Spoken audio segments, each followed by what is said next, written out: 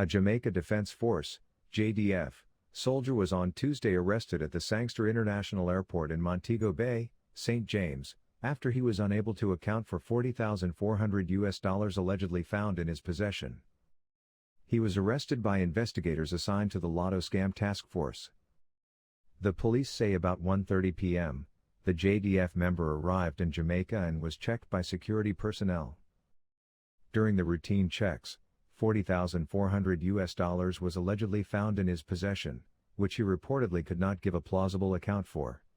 He was subsequently taken into custody. His identity is being withheld pending further investigation.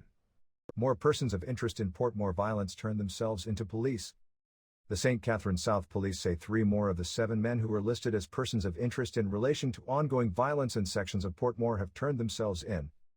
The police had previously said a person listed as Chad and another listed as Boy had turned themselves in.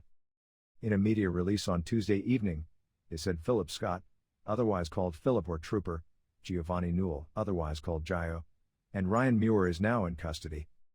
Meanwhile, the police are again appealing to Colin Stoner, otherwise called Trees, and a man known only by his alias, Rasta Mouse, to turn themselves in immediately.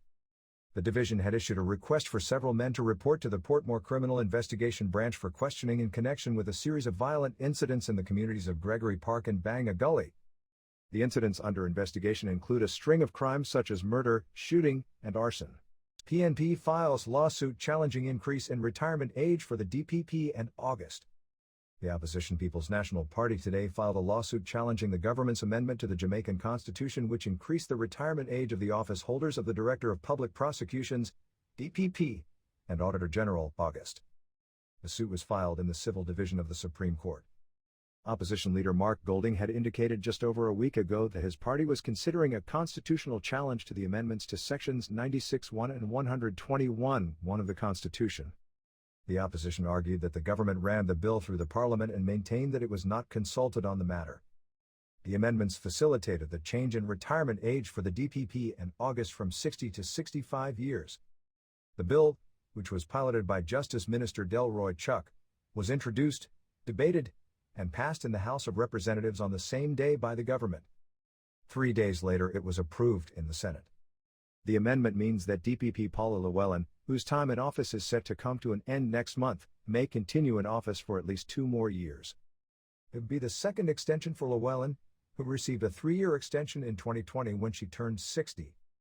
August Pamela Monroe Ellis, who could also benefit from the amendment, is in her early 50s. St. Catherine man who was on the run over shooting arrested and charged. 27-year-old Caron Copeland, a laborer of Barton District in Old Harbor, St. Catherine, was nabbed and slapped with several charges after eluding the police for over 3 years. Copeland was charged with shooting with intent, illegal possession of a firearm, and illegal possession of ammunition following separate incidents in his community.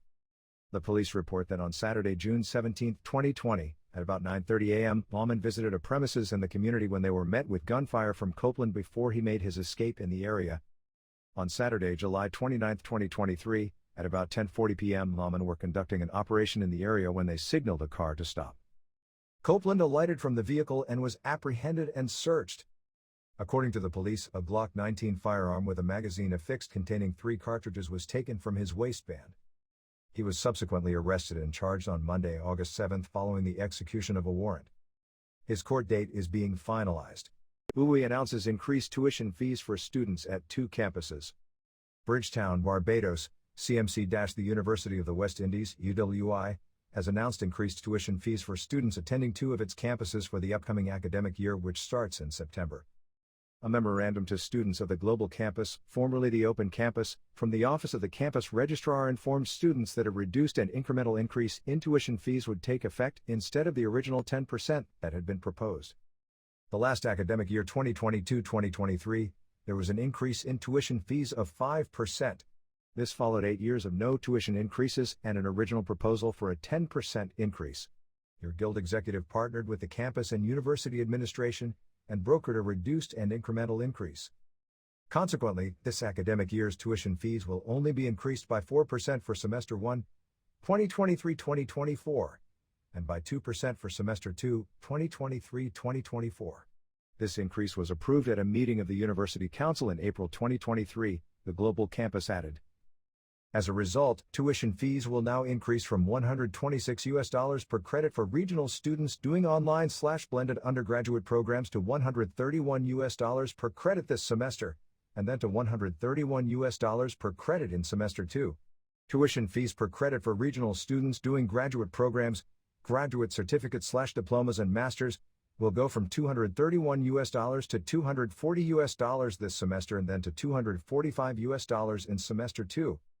Meanwhile, MPhil, Ph.D., and professional doctorates, graduate programs will increase from $272 per credit to $283 per credit for this semester and then rise to $289 per credit in semester 2. The tuition fees per credit for international students engaging in undergraduate programs will increase from $200 to $208 in the first semester and to $212 in the second semester. International students doing graduate studies, including graduate certificates/diplomas and masters, are now required to pay $383 per credit, up from $368. This will then increase to $390 per credit in semester 2. Additionally, those doing studies at the MPhil, Ph.D., and professional doctorates, levels will now be required to pay $448 per credit in tuition fees for semester 1, up from $431. The fee per credit will then rise to $457 in semester 2. Meanwhile, students attending the Cave Hill campus in Barbados have been informed that there has been a slight increase in tuition fees effective 2023-2024 for students in non-self-financed programs in the faculties of Culture, Creative, and Performing Arts, Humanities, and Education, Science and Technology and Social Sciences. Full-time students attending the campus and pursuing studies in the faculties identified will pay a tuition fee of BDS $6,100, up from $6,000. Those in the faculties of Law, Sport, and Medical Sciences and those studying for the BSA Software Engineering Mobile App Development in the Faculty of Science and Technology will not be affected. At the same time, tuition fees for part-time students have attracted an increase of just $5, moving to $275 per credit for students in the faculties of Humanities and Education, Culture, Creative and Performing Arts, Science and Technology, and Social Sciences. Thousands in Haiti march to demand safety from violent gangs as killings and kidnappings soar. Port-au-Prince, Haiti, AP, several thousand people, their faces covered to conceal their identities, marched through Haiti's capital on Monday demanding protection from violent gangs who are pillaging neighborhoods in the capital Port-au-Prince and beyond.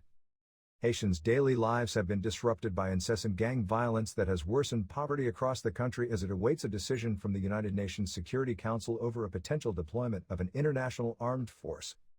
"We want security," the crowd chanted as it marched for 2 hours from the troubled community of Carrefour-Foy to Champ de Mars in the downtown area and then to the Prime Minister's official residence, where police broke up the demonstration with tear gas. "I can't work. I can't go out. I'm like a prisoner in my own home," said Wileen Joseph, a 36-year-old street vendor and mother of 2 who joined the march out of frustration. "I worry about my kids being shot because bullets are flying from all directions all the time," Joseph said of her children, ages 5 and 7. "The situation is unacceptable." Since the assassination of President Jovenel Moïse in 2021, experts say gangs have seized control of up to 80% of Port-au-Prince, killing, raping, and sowing terror in communities already suffering endemic poverty. From January to March, more than 1,600 people have been reported killed, injured or kidnapped, a nearly 30% increase compared with the last 3 months of 2022, according to the newest UN report.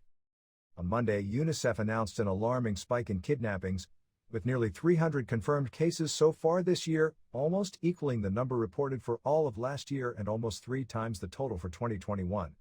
The agency noted that women and children are increasingly being kidnapped and used for financial or tactical gain.